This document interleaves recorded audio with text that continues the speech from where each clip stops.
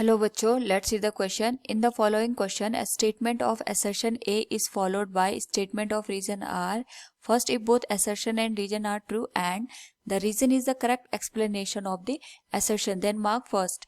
Second, if both assertion and reason are true but the reason is not the correct explanation of the assertion, then mark 2. Third, if assertion is true statement but reason is false, then mark 3. And fourth, if both assertion and reason are false statement, then mark 4. Here assertion is lateral strain is directly proportional to the longitudinal strain within the elastic limit. And reason is Poisson's ratio for a given material at a constant temperature is constant. Now to answer this question, first we will discuss here the key concept. And here the key concept is Poisson's ratio.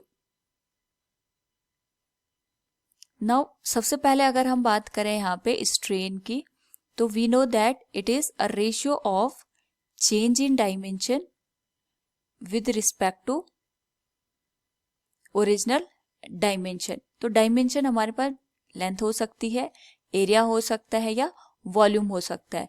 तो जितना हम यहाँ पे external force या external stress की वजह से किसी भी मटेरियल की डायमेंशन को चेंज करते हैं, उस डायमेंशन में चेंज का जब हम ओरिजिनल डायमेंशन के साथ यहाँ पे रेशियो लेते हैं, इसी को हम यहाँ पे स्ट्रेन का नाम देते हैं.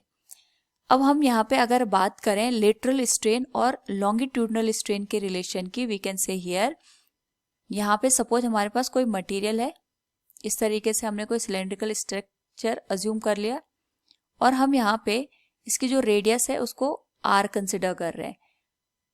यहाँ पे अगर हम इसकी लेंथ को कंसिडर करें, इट इज एल. हम यहाँ पे अगर बाहर से कोई फोर्स अप्लाई करते हैं on this object F in downward direction, तो हम देखेंगे जो हमारे पास यहाँ पे इसके जो रेडियस होती है इट गेट इंक्रीज्ड. ये हमारे पास यहाँ पे इंक्रीज हो जाती है और इसमें हम मानते हैं डेल आर का इंक्रीमेंट हो जाता है. लेकिन जब हम देखते हैं इसका जो यहाँ पे रेडियस इंक्रीज हो जाती है, उसके रिस्पेक्ट में यहाँ पे जो इसकी लेंथ हो जाती है वो रिड्यूस हो जाती है. यानी अगर हम देखें यहाँ पे तो ये इसकी न्यू लेंथ हो जाएगी. तो इस केस में अगर हमारे पास यहाँ पे जो रेडियस होती है वो इंक्रीज हो जाती है, या फिर हम कह सकते हैं इसका जो क्रॉस सेक्शनल एरिया है वो इंक्रीज हो जाता है, तो उस हिसाब से इसकी जो लेंथ होती है वो हमारे पास डिक्रीज हो जाती है.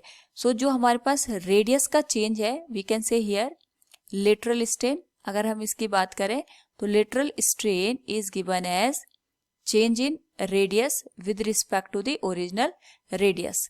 और जो हमारे पास यहाँ पे लॉन्गिट्यूडनल स्ट्रेन की अगर हम बात करें, we can say here it is a ratio of change in length with respect to the original length.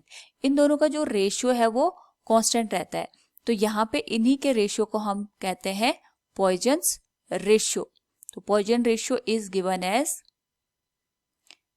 Lateral strain that is del R by R divided by del L by L. और यहाँ पे जो negative sign है ये हमें indicate करता है कि अगर लेटरल स्ट्रेन बढ़ेगा तो उस रिस्पेक्ट में हमारे पास लॉन्गिट्यूडनल स्ट्रेन रिड्यूस हो जाएगा एंड वाइस वर्सा. तो यहाँ पे अगर हम देखें तो जो पॉइजन रेशियो होता है ये इलास्टिक लिमिट के अंदर हमारे पास एक कांस्टेंट टर्म होता है. यानी अगर टेम्परेचर हम यहाँ पे चेंज कर दे तो उस रिस्पेक्ट में जो पॉइजन रेशियो होता है वो हमारा चेंज हो सकता है, but with in a elastic limit अगर हम यहाँ पे देखें तो टेम्परेचर कांस्टेंट रखने पे हमारे पास जो इसका वैल्यू होता है वो कांस्टेंट हमें देखने को मिलता है. सो यहाँ पे अगर हम देखें तो जो इलास्टिक लिमिट के अंदर पॉइजन रेशियो हमारे पास कांस्टेंट टर्म है, तो हम यहाँ से ये कह सकते हैं del R by R is directly proportional to the del L by L. यानी हमारे पास यहाँ पे जो लेटरल स्ट्रेन है that is directly proportional to the longitudinal strain. लेकिन ये तब की कंडीशन होती है जब हमारे पास टेम्परेचर कांस्टेंट होता है within a elastic limit. So from the given question